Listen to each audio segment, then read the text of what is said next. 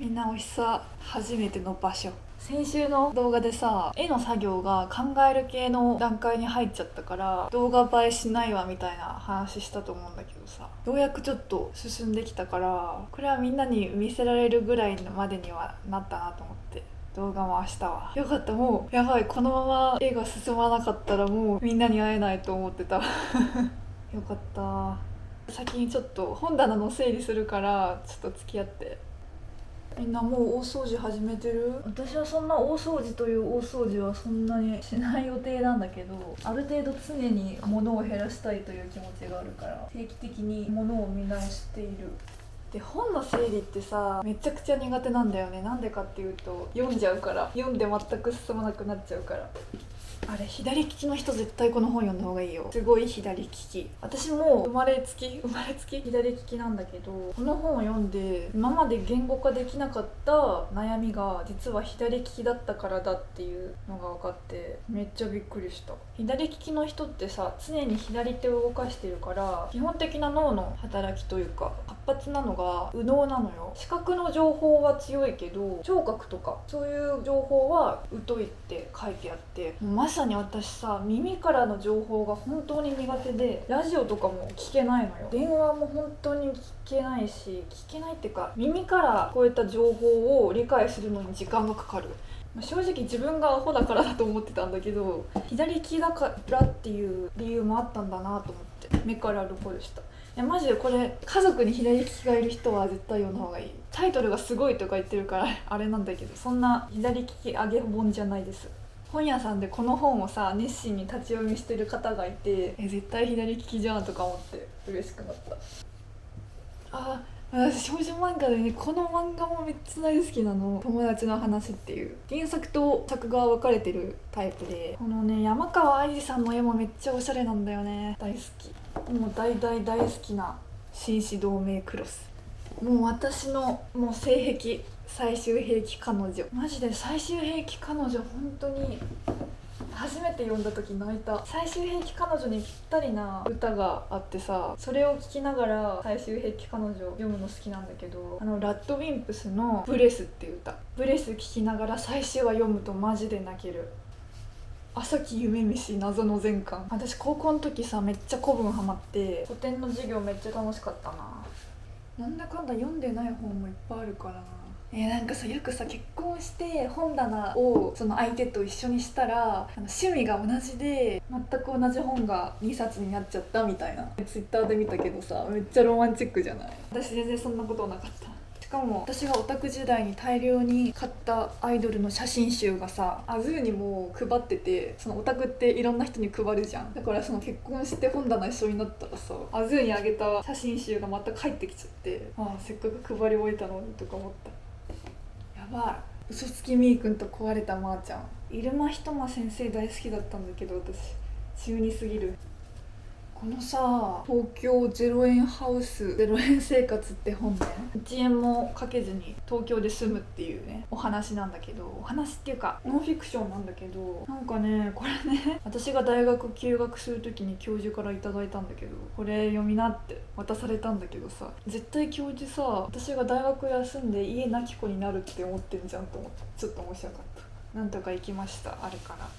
私のね、一番好きな小説はこれです。卵の尾、瀬尾麻衣子さん。これ私もう本当に好き。卵の尾自体はもうこのぐらいの短さだから結構すぐ読めると思うから読んでみてるし、親子の物語だね。虎唾下巻買わなきゃな。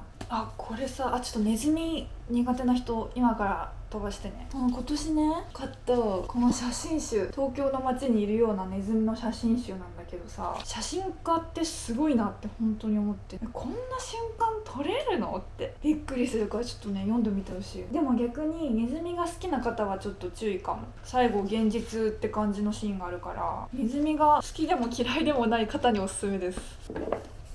やっぱさ、お気に入りの本はちょっと前の方に出す派ですか？私はちょっと前に出す派です。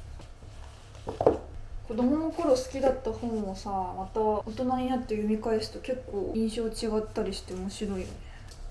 私このルチアさんって本子供の頃大好きでね、高田の宝子さんって方の児童文学なんだけど、これ図書館で借りて初めて読んで、物語自体も結構不思議な感じでさ、で表紙のイラストもさすごく独特で素敵じゃない。その初めて図書館でこの本見つけた時に、なんだろうな、その私にしか見えてない魔法の本みたいな感じがしたの。そんな特別感があって大好きだった。大人になって中古で買ったんだ。そういえば今アズーに天使なんかじゃない読んでもらってる。それで感想を聞いたらさ、熱量が伝わってこないって言われて、少女漫画でそんなことあるって思ってたんだけど、逆に私そのブリーチに対してその戦いの熱量が伝わってこないって思ってたんだよね。だから私が少年漫画に対して思ってたことと同じことをアズーは少女漫画に対して思ってるってなって、ちょっと面白かった。少女漫画って主人公視点じゃないで、主人公のポエミーなモノローグとかあったりするじゃん。でそれを読んでアズーはその主人公の気持ちばっかりで他の人の気持ちがわからないって言ってて、とか思ったんだけどさ、でもそう思うと私は逆にそのブリーチ読んだ時に主人公の気持ちが全然わからないなって思ってて、目の前で戦わなきゃいけない状況になったから戦うみたいな感じでさ、主人公が何考えてるかとかわかんないなって。よしよし、じゃあ絵描こうっと。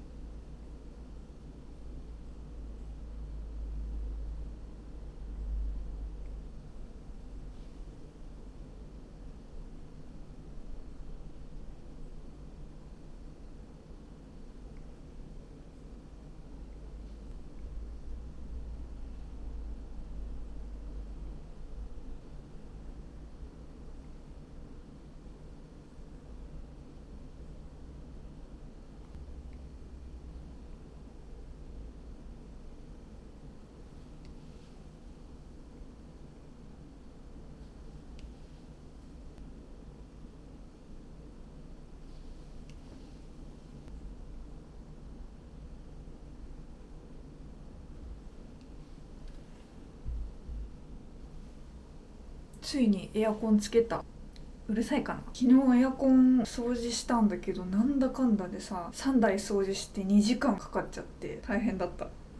どうでもいいエアコンを買ったのよ。部品をすごく取り外して掃除できるっていうエアコンにしたんだけど、エアコンの見たことない部分まで奥の奥まで見れてめっちゃ面白かった。こんな奥まで見ちゃっていいんですかって思うぐらい解体できた。最近さ、人に会う機会が増えて体力が必要だなと前からずっと思ってたけど、改めて思って最近ちゃんと1日1回外を歩くように気をつけてる。私最寄り駅まで徒歩20分なのね。でその徒歩20分が意外としんどくて、だから電車で出かける時とかさ、行きだけで結構くたびれちゃって、目的地着いたのに思いのほか回れなかったなみたいなことがよくあってさ、それは良くないなと思って。それでさ、散歩の悩みなんだけど、車社会あるあるなんだけどさ、車社会って歩行者優先じゃなくて車優先なのね。だから安全に散歩できる道があんまりないっていう悩み。そうだ、なんかさ急にテンション上がるやつ。なんかさ、魔女の宅急便見たことある？私がこの田舎暮らし徒歩ユーザーになって魔女の宅急便を改めて見て、これ田舎あるあるだって思ったのが、車優先社会だから横断歩道がないの。だから田舎の人って横断歩道もなんもない道路を横断しがちだなって気づいて、でまさにその危機もさ、その都会の道路をね無理に渡ろうとして危ないってシーンが何回かあって、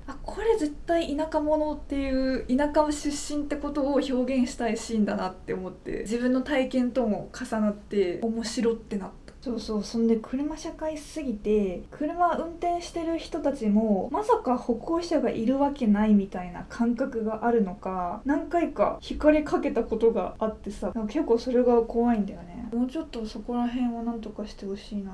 でも最近近所で暴行事件があったっぽくて、ちょっとお散歩も気をつけながら歩かなきゃなという。バレンシアガのファッションショーみたいな歩き方しようかな。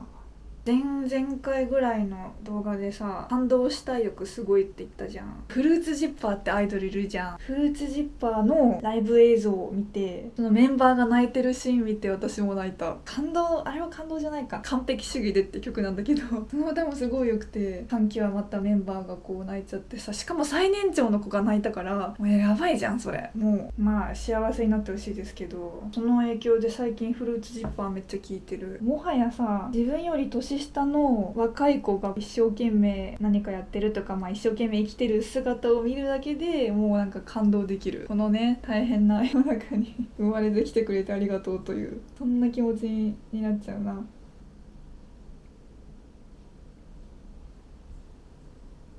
しよしよし。なんか今日取れたかないかも